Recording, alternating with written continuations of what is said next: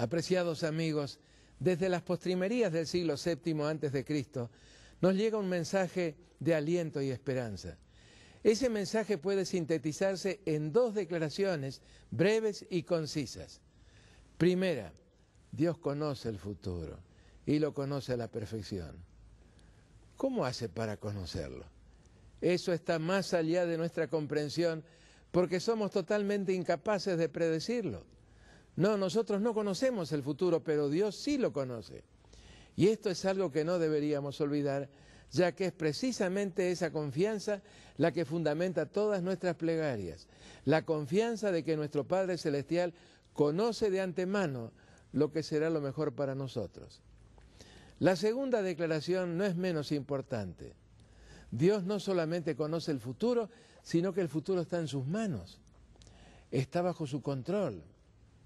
Ahora bien, si Dios conoce el futuro y el futuro está bajo su control, ¿no se seguirá de esto que Él es el único responsable de todo lo que ocurre sobre nuestro planeta? ¿No habría que atribuirle a Él todo el dolor, toda la violencia, todas las guerras, todas las calamidades, todas las enfermedades y por ende todas las muertes? Para muchos este razonamiento parece lógico y hasta atractivo. Si Dios tiene el poder para intervenir y no lo hace, seguramente ello se debe a que Él está de acuerdo con esas penosas situaciones que a todos nos tocan enfrentar. Si no lo estuviera, ¿por qué no destruye todas las armas? ¿Por qué no pone fin a todas las enfermedades? ¿Por qué no nos mantiene perpetuamente jóvenes? ¿Acaso Dios no podría hacer que el sufrimiento y el mal concluyeran definitivamente y para siempre? Saben, amigos, por lógico como pudiera sonar un razonamiento así, no es, sin embargo, correcto. Dios anhela poner punto final a todo lo que nos angustia, lo que nos agobia y nos hace sufrir. Darnos un mundo nuevo, totalmente libre de la violencia, la opresión, el dolor y la muerte. Él lo ha prometido reiteradamente en su palabra y ha comprometido su fidelidad en que lo hará. Si esto es así, ¿por qué se demora? ¿Qué es lo que está esperando para hacerlo? Puedo asegurarles que a medida que vayamos avanzando en el estudio de las profecías del libro de Daniel, este enigma punzante y molesto encontrará una respuesta totalmente satisfactoria. Bueno, volvamos ahora a aquel apasionante momento del siglo VII a.C., para ser más exactos, el año 662. ¿Dónde? Allá en la capital del imperio neobabilónico, Babilonia, más precisamente aún en la sala del trono. Comencemos por un apretado repaso de lo que consideramos juntos en nuestro estudio anterior. Los jóvenes hebreos que Nabucodonosor había llevado como rehenes a Babilonia habían concluido brillantemente sus estudios en la Universidad Imperial. Tan impresionado había quedado el rey por la calidad de sus exámenes finales, que de inmediato los incorporó a la corte babilónica, asignándoles puestos de responsabilidad y prestigio. No mucho después, Nabucodonosor tuvo un sueño impresionante. El rey advirtió que no se trataba de un sueño común, sino que seguramente encerraba algún mensaje acerca del futuro de su imperio, y aún del mundo. A pesar de que lo olvidó en sus detalles, se despertó con la plena certeza de que alguien con mayúscula, se había acercado a él mientras dormía, con el propósito de revelarle algo de gran importancia.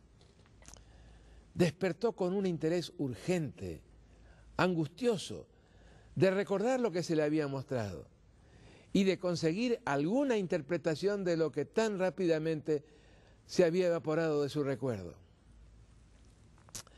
En su preocupación acudió a quienes, según él lo entendía, eran los únicos que podían ayudarlo en esa contingencia, los eruditos de la Universidad de Babilonia y los dirigentes religiosos de su imperio. Su frustración no conoció límites cuando estos individuos reconocieron que no estaban en condiciones de ayudarlo. Al término de un tenso diálogo, el decano del cuerpo consultivo había resumido en pocas palabras la impotencia de todos ellos. Las encontramos en Daniel 2, los versos 10 y 11. No hay nadie en el mundo que pueda decir lo que su majestad desea saber. Por otra parte, jamás ningún rey, por grande y poderoso que haya sido, ha pedido semejante cosa a ningún mago, adivino o sabio. Lo que su majestad pide es tan difícil que no hay nadie que se lo pueda decir, a no ser los dioses, pero ellos no viven entre los hombres. A no ser por los dioses, pero ellos no viven entre los hombres. Estos eruditos y líderes religiosos pretendían mantener contactos con un cierto nivel de divinidades, pero con honestidad sorprendente debieron admitir ante el rey que no tenían acceso a la divinidad suprema, de cuya existencia y capacidad conocían, pero no acerca de la forma cómo acercarse a ella con sus consultas. Por encima de toda y cualquier presunta divinidad secundaria, reconocían la existencia de un Dios superior a todos ellos. Ahora, un sueño revelador, como el que Nabucodonosor afirmaba haber tenido, seguramente procedía de esa divinidad superior. Y tanto como ellos lo supieran, no había nadie en el reino en condiciones de contactarla. Y no obstante había alguien. ¿Quién? ¿O quiénes? Precisamente esos jóvenes hebreos que habían sido sus alumnos y que tan recientemente habían concluido sus estudios. Era precisamente el Dios de los hebreos, el único Dios, quien se había acercado en sueños al joven monarca con el propósito de responder a sus inquietudes acerca del futuro. Lo había hecho con el propósito no de satisfacer la curiosidad del rey, sino con el designio de invitarlo a cooperar con él en el cumplimiento de los planes de amor y misericordia que él, Dios, tiene para toda la humanidad. Se le acercó en sueños para mostrarle cuál habría de ser el futuro de Babilonia y cuál el papel o rol que Dios le había asignado. Pasando por alto algunos de los detalles que ya vimos en nuestro tema anterior, retomemos el relato. Estamos en la sala del trono, justamente en el momento cuando el capitán Arioc introduce a Daniel ante el rey. Escuchemos ahora a Daniel.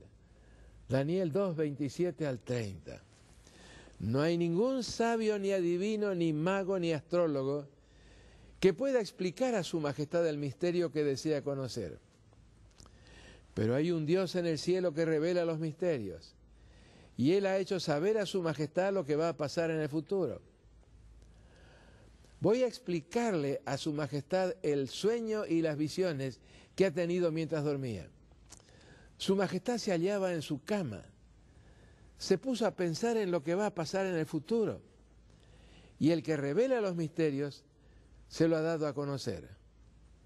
También a mí me ha sido revelado este misterio, pero no porque yo sea más sabio que todos los hombres, sino para que yo explique a su majestad lo que el sueño significa y que así su majestad pueda comprender los pensamientos que han venido a su mente. Daniel 2, 27 al 30. Tratemos de imaginar la escena. El rey profundamente interesado en lo que Daniel pudiera decirle, pero al mismo tiempo bastante escéptico de que el joven recién graduado pudiera proporcionarle informaciones que no habían estado al alcance de todos sus sabios. De ahí la pregunta: ¿podrás tú hacerme conocer el sueño que vi y su interpretación? En otras palabras, ¿podrás tú hacer lo que ninguno de mis sabios y consejeros, hombres todos de mucho conocimiento y larga experiencia, no pudieron hacer?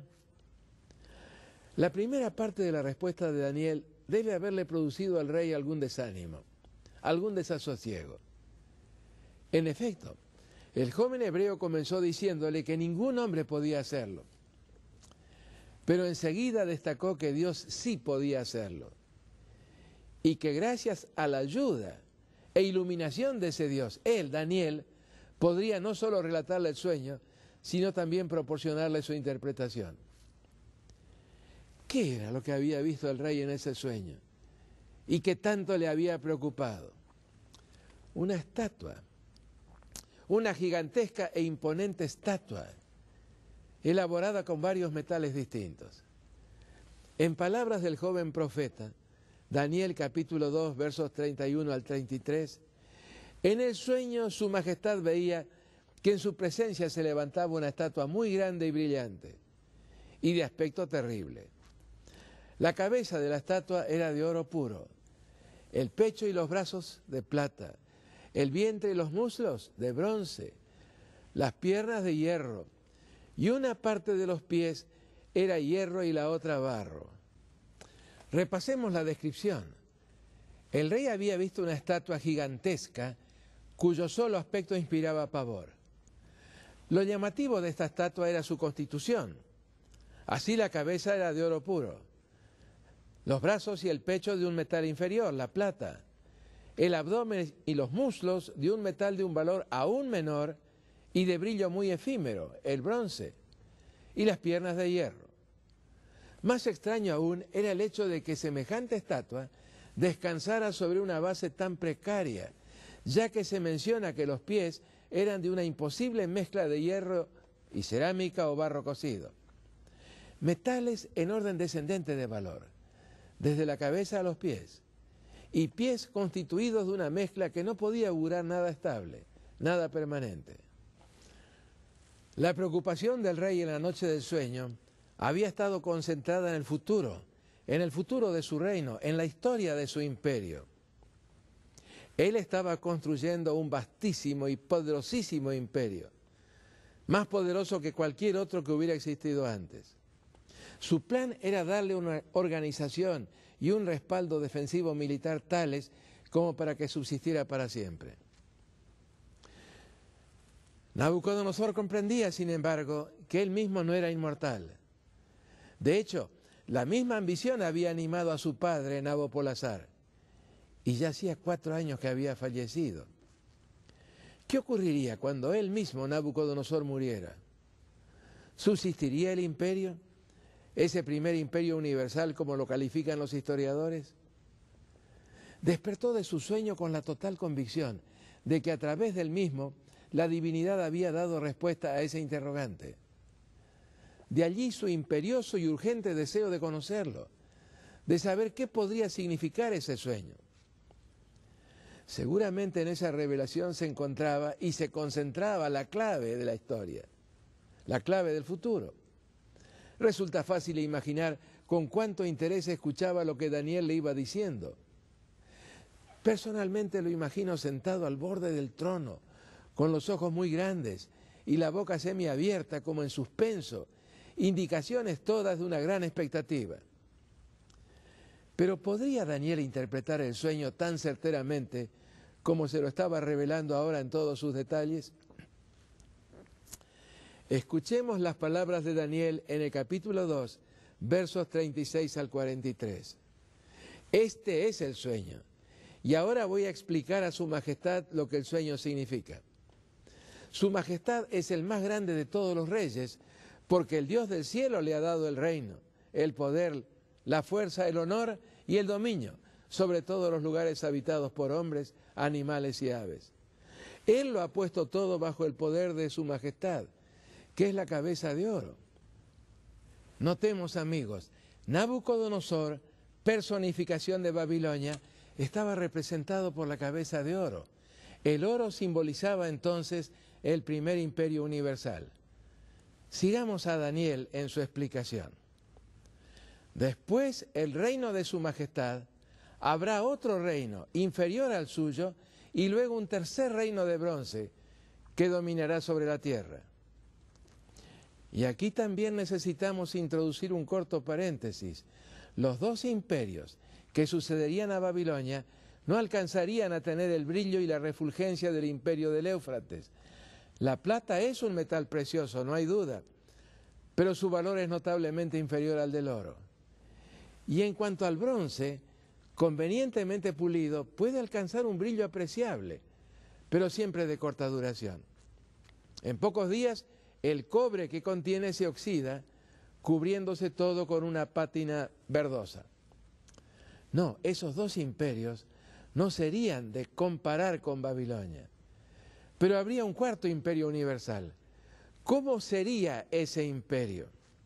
En palabras de Daniel, vendrá después un cuarto reino, fuerte como el hierro. Y así como el hierro lo destroza todo y lo destruye, así ese reino destrozará y destruirá a todos los otros reinos. Notemos bien, el cuarto imperio universal sería un imperio de hierro. Nada podría resistirle. Y todo poder que se levantara contra él sería destrozado, aplastado. En síntesis, cada uno de estos metales representaba un imperio distinto. ¿Cuántos imperios universales habría? 4. Solamente 4 y no más, representados por los metales de la estatua. ¿Lo corrobora la historia? La verdad es que con absoluta precisión, allá en Babilonia, en las postrimerías del siglo VII a.C., el Dios del cielo, como lo llama Daniel, reveló lo que habría de ocurrir a lo largo de muchos siglos, no menos de 26 siglos. Y la historia no ha hecho más que comprobar la exactitud del extraordinario conocimiento que Dios tiene del futuro. ¿Cuáles fueron esos 4 imperios universales? Babilonia, representada por la cabeza de oro, y cuyo ocaso se produjo en aquella aciaga noche del 12 de octubre del año 539 a.C. Medo-Persia, el segundo imperio universal, representado por la plata, los brazos y el pecho o torso de plata. En el año 331 a.C., Medo-Persia debió ceder el cetro mundial al imperio greco-macedónico, el notable imperio fundado por Alejandro III el Grande, pero cuya existencia fue tan efímera como lo es el brillo del bronce.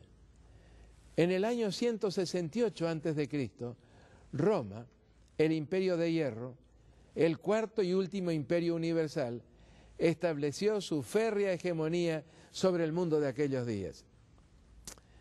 En aquel extraordinario sueño, Dios anticipó que habría 4 imperios universales y solo 4, y la historia se ha encargado de proporcionarnos los nombres. Vuelvo a mencionarlos: Babilonia, Medo-Persia, Grecia y Roma. Pero no terminaba con eso el mensaje de la estatua. ¿Qué habría de ocurrir cuando Roma, esa Roma concebida como invencible y eterna, también se viera forzada a deponer el cetro del mundo? Nuevamente en palabras de Daniel, su majestad vio también que una parte de los pies y de los dedos era de barro y la otra de hierro. Esto quiere decir que será un reino dividido, aunque con algo de la fortaleza del hierro, pues su majestad vio que el hierro estaba mezclado con el barro. Los dedos de los pies eran en parte de hierro y en parte de barro, y eso significa que el reino será fuerte y débil al mismo tiempo. Y así como su majestad vio el hierro mezclado con el barro, así los gobernantes de este reino se unirán por medio de alianzas matrimoniales. Pero no podrán formar un solo cuerpo entre sí, como tampoco puede el hierro mezclarse con el barro. Cuando el colosal poderío de Roma se desplomara, lo que ocurrió en el siglo V de nuestra era, ya no surgirían nuevos imperios universales. El imperio romano inexorablemente habría de dividirse, y a pesar de muchos intentos que se harían para reconstruirlo, incluso en la forma de casamientos y alianzas matrimoniales entre los gobernantes de esos fragmentos, en parte fuertes y en parte débiles, todos esos intentos resultarían infructuosos, completamente infructuosos. En las palabras de Daniel, no se unirán el uno con el otro como el hierro no se mezcla con el barro, según leímos en el verso 43. Sí, los intentos fueron muchos y estuvieron representados por otros tantos personajes que en su tiempo alcanzaron gran notoriedad, todos ellos animados por la misma motivación: la reconstrucción del imperio de hierro. Allí tenemos a Clodoveo I, después Carlomagno, Otón I y el Sacro Imperio Romano Germánico, Carlos I de España o Carlos V de Alemania, es la misma persona, Luis XIV, Napoleón, la reina Victoria, apropiadamente llamada la abuela de Europa, Adolf Hitler, Charles de Gaulle y ahora la Unión Europea. Un sueño hasta ahora esquivo para sus patrocinadores. Sí, muchos y reiterados intentos de reunificar, de reconstituir el Imperio Romano.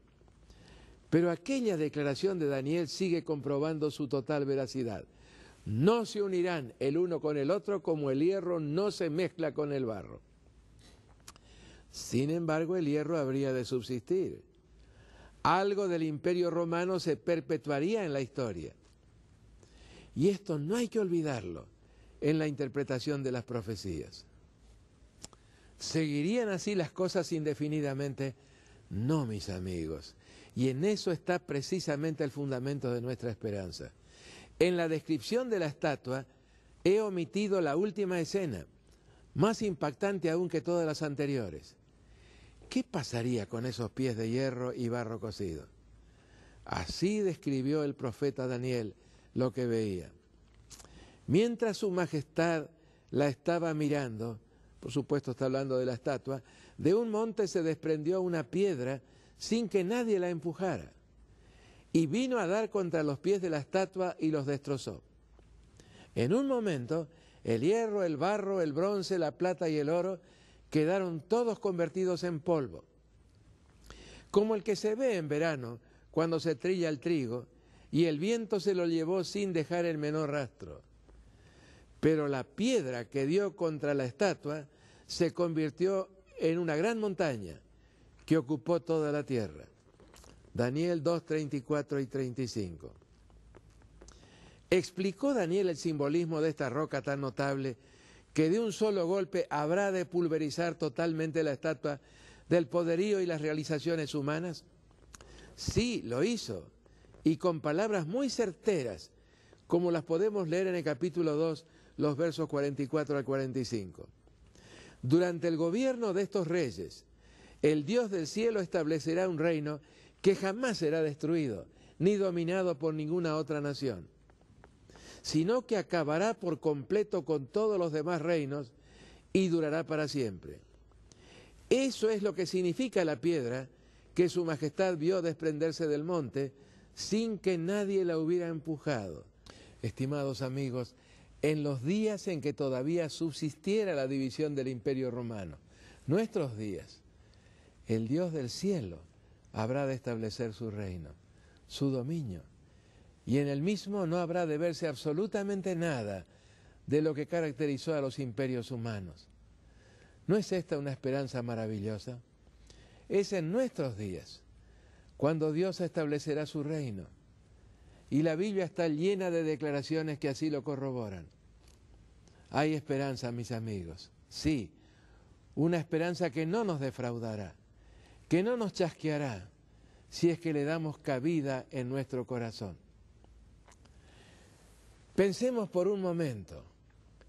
El Imperio Romano cayó en el año 476 de nuestra era. En otras palabras, hace ya casi 1600 años que sus fragmentos no han podido unirse otra vez. Intentos muchísimos. Se siguen llevando adelante. Hay toda clase de formulaciones, de planes, hay toda clase de organizaciones que están tratando de reconstituir ese imperio que se considera que fue el sumum de la organización política. Pero no se ha vuelto a formar o a establecer, ni tampoco lo será. No se pegarán el uno con el otro. Bueno, en nuestro próximo tema exploraremos con un poco más de detalle todo este cuadro. Hay mucho de maravilloso y consolador en lo que acabamos de considerar juntos. Sí, nuestro Dios conoce el futuro y el futuro está en sus manos. bajo su control. Y ahora permítame hacerle una pregunta extremadamente relevante.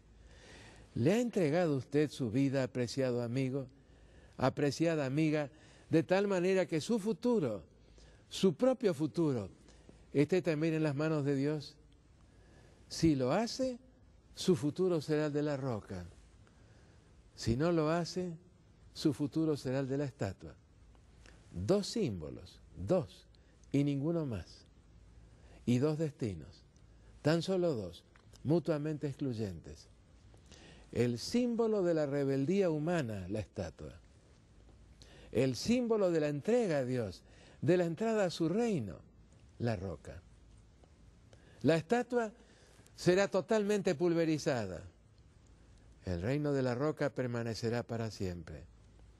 Dos símbolos.